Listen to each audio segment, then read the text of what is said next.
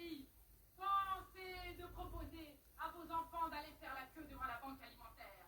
Quand les enfants en Seine-Saint-Denis perdent entre eux la maternelle et la terminale une année entière de cours parce qu'il y a 11 millions d'heures non remplacées dans ce pays. Quel futur offre-t-il au pays si ce n'est de rembourser indéfiniment la dette? Eh bien, je vais vous dire, il n'offre aucun futur. Et pour une raison simple, les riches de ce pays ont décidé de faire sécession. Alors nous connaissions déjà le séparatisme territorial.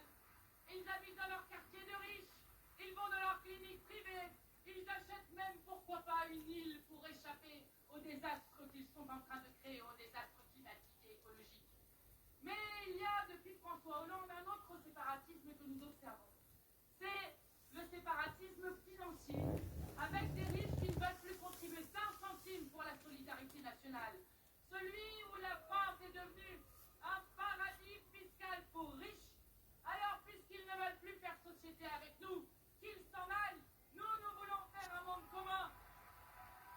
Et dans notre monde commun, nous exigeons le partage des richesses, la 6e République, la bifurcation et la planification écologique, et une France non alignée au service de la paix. Mais il y a une deuxième chance que nous avons, et qui est probablement celle qui leur fait la plus peur.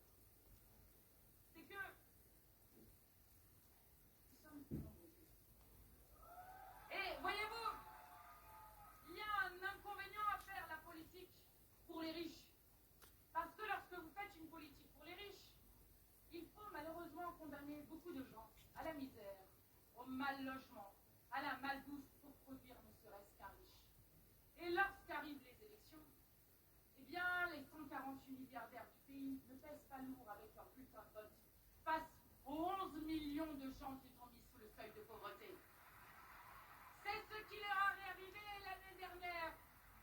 Ou l'année dernière, alors que 27 sondages sur 27 donnaient tous l'extrême droite en tête, eh bien, non seulement la Macronie a été battue, l'extrême droite a été défaite et est arrivée 3e dans ce pays. Et c'est nous